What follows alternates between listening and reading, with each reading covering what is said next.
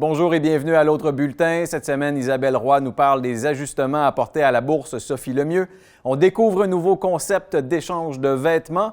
Jean-François Verrette va faire un petit tour au Centre d'art Jacques et Michel Auger. Et on commence le décompte pour le prochain FIMAV.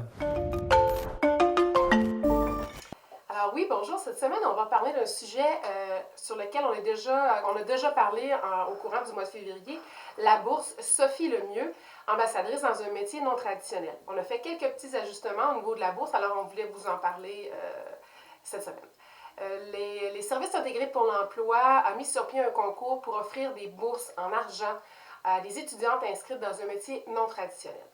En collaboration avec les femmes de carrière Boisfranc-Érable et la firme comptable Pellerin-Aubert-Remzé-Provencher, nous sommes vraiment très heureux au SIE de présenter ce concours, la bourse Sophie Lemieux, ambassadrice dans un métier non traditionnel. C'est 3 bourses qui totalisent 2 000 $ qui sont à gagner. Ces bourses sont remises à des filles inscrites dans des programmes de métiers non traditionnels, résidant des MRC Arthabasca, Nicolet-Yamaska, Bécancour et de l'Érable également. Avec ce projet, ce que nous souhaitons, c'est sensibiliser, soutenir, encourager et valoriser ces femmes à faire ou poursuivre des études dans un métier traditionnellement masculin. On veut encourager ces femmes à faire, comme notre ambassadrice, choisir un métier différent. Sachez qu'un métier est considéré non trad lorsqu'il y a moins de 30 % des femmes qui occupent ces postes. En contrepartie, c'est seulement 19 % des femmes qui exercent un métier non traditionnel. Madame Sophie Lemieux, d'Excellence Composite, a accepté de donner son nom à cette bourse parce qu'elle croit qu'il faut que les femmes prennent conscience de leur potentiel et cessent d'avoir peur de ne pas être à la hauteur, de ne pas être capable de faire un métier traditionnellement masculin. Il faut savoir que Madame Lemieux est l'exemple parfait de la femme qui a fait sa place graduellement dans un métier traditionnellement masculin. Elle a lancé son entreprise en juin 2002, entreprise de sous-traitance en fibre de verre. Elle a bâti vraiment son expertise de A à Z. Encore aujourd'hui, il n'est pas rare d'avoir arrivé avec ses bottes de travail pour porter main forte à son équipe. Une équipe d'environ une cinquantaine d'employés, dont 17 femmes. Pour notre équipe, c'était vraiment l'exemple parfait qu'on voulait donner aux filles et leur dire que oui, c'est possible de faire un métier non traditionnel et de réussir aussi dans l'entrepreneuriat dans ce domaine-là. La date limite d'inscription pour la bourse est le 16 avril 2021. C'est tout simple, vous n'avez qu'à télécharger le guide de mise en candidature et le questionnaire sur le siemploi.com. Il y a un petit onglet pour télécharger les documents. Vous n'avez qu'à les remplir et nous les retourner par courriel.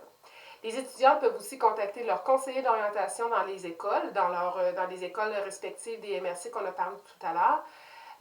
Toutes les écoles secondaires, là, vraiment, cégep et professionnelles, des MRC Arthabasca, Nicolet-Yamaska, Bécancour et de l'Érable sont au courant et ont été rejoints pour en connaître davantage sur la bourse.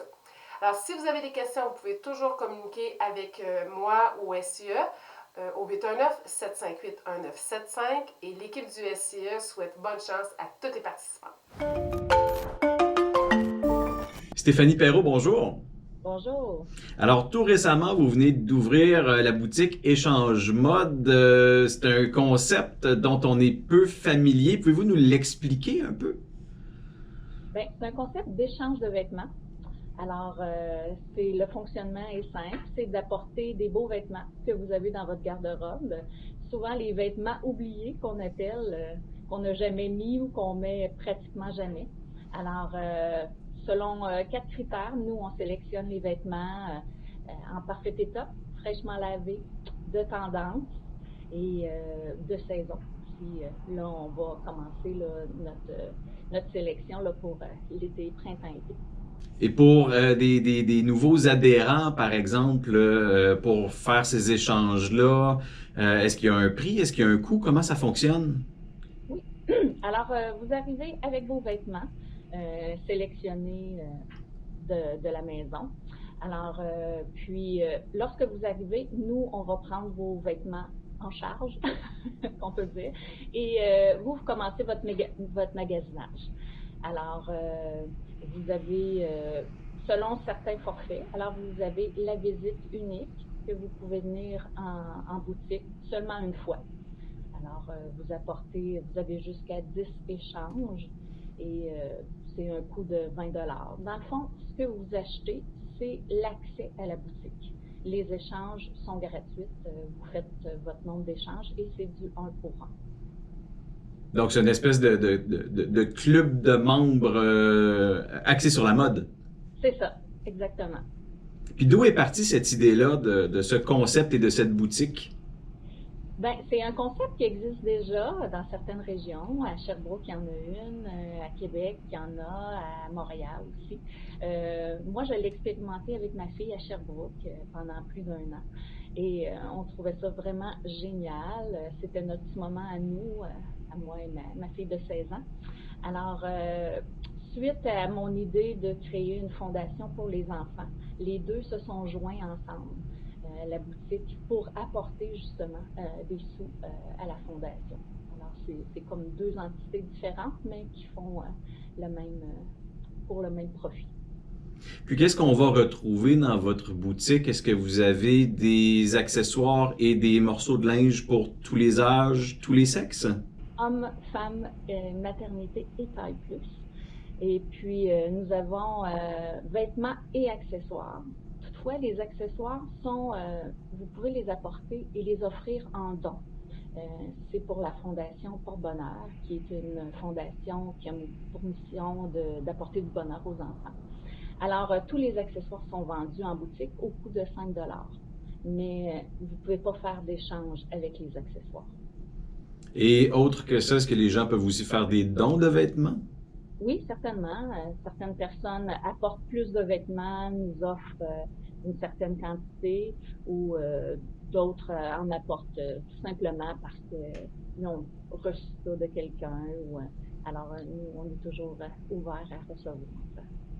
Parfait. Alors, pour les gens dont la curiosité a été piquée, pouvez-vous nous donner votre adresse et vos heures d'ouverture? Oui, certainement. Alors, on est situé au 18 rue Saint-François. C'est une petite rue à sens unique au centre-ville. C'est l'ancien local des Lions. Peut-être ça va dire quelque chose. C'est un petit peu difficile à trouver. Il faut s'en aller plus vers l'arrière. Alors, il faut bien regarder pour nous situer. Puis, c'est ça, nous sommes ouverts seulement 2 jours par semaine, le mercredi de 4h à 7h et le samedi de 11h à 4h. On est ouvert seulement parce que moi, je suis enseignante de métier. C'est vraiment quelque chose, c'est un à côté, c'est un projet pour moi et ma fille. Alors, c'est pour ça qu'on veut ramasser le plus de sous possible. Des fois, les gens nous disent « Pourquoi vous n'êtes pas ouvert plus que ça? » Alors, c'est le temps où nous, on peut faire les heures et les faire bénévolement. Excellent. Donc, ça combine votre passion et l'objectif de la Fondation. Et voilà. Stéphanie Perrault, merci beaucoup. Merci à vous.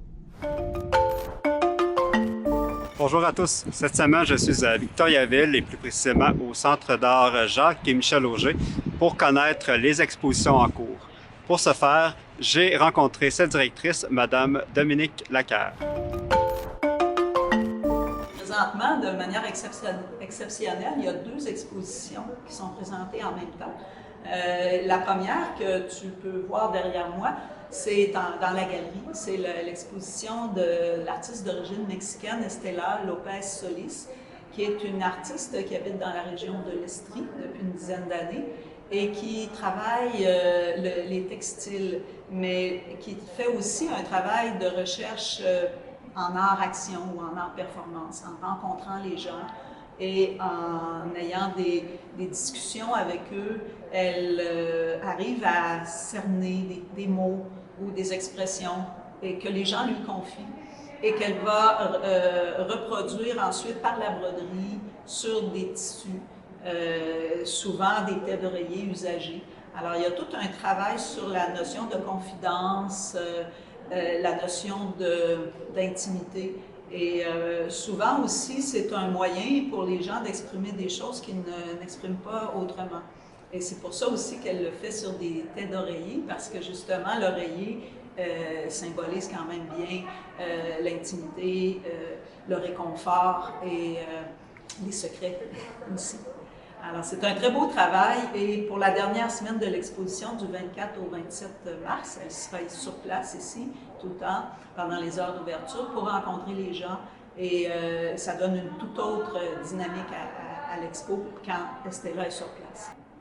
Puis aussi, j'ai cru voir une autre exposition qu'on peut d'ailleurs voir de l'extérieur. C'est quoi? L'autre exposition, c'est Karine Giboulot, qui est une artiste de Montréal, qui est une sculpteur, qui travaille avec des petits personnages sculptés en pâte polymère. Elle est bien connue pour ses travaux qui sont vraiment ancrés dans des réalités sociales. Par exemple, elle a fait un travail en Haïti suite au tremblement de terre. Elle a travaillé avec les familles inuites. Et donc, cette exposition qui est à Victoriaville, c'est un travail tout nouveau qu'elle vient de faire, qui n'a jamais été vu, mais qui nous parle de l'expérience de la pandémie. Alors, on voit plusieurs figurines qui racontent des histoires comme le point de vue des sans-abri, les personnes aînées qui sont enfermées dans des bulles de verre, les gens qui font la queue pour l'aide alimentaire. Alors, il y a plusieurs images très, très fortes qu'elle a créées dans ce projet-là. Puis, on donne aux enfants qui viennent visiter l'exposition, accompagnés d'un adulte, on leur donne de la pâte à modeler et ils sont invités eux aussi à faire une petite œuvre qui représente leur vécu particulier pendant la période de la pandémie. Il est possible de voir l'exposition de Karine Giboulot jusqu'au 3 avril à l'intérieur et à l'extérieur du Carré 150.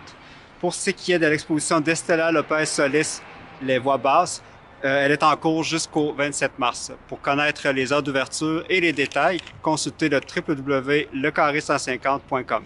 Merci et bonne semaine.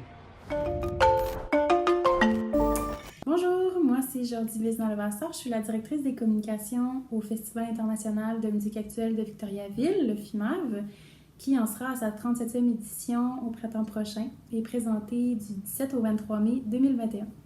Alors, à la mi-février, on a dévoilé la programmation du circuit d'installation sonore dans l'espace public que vous pouvez découvrir, si ce n'est pas déjà fait, sur le site web du FIMAV, donc au www.fimav.qc.ca.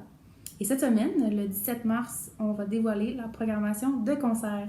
Donc, les concerts seront présentés dans une salle de spectacle devant un public, tout en respectant les mesures sanitaires imposées par la santé publique et si le contexte nous le permet. Alors, pour vous tenir au courant des développements concernant le 37e FIMAV 2021, pour vous parler des artistes invités, je vais faire une petite capsule à chaque semaine à l'émission L'autre bulletin. Donc, merci pour votre écoute et on se dit à la semaine prochaine.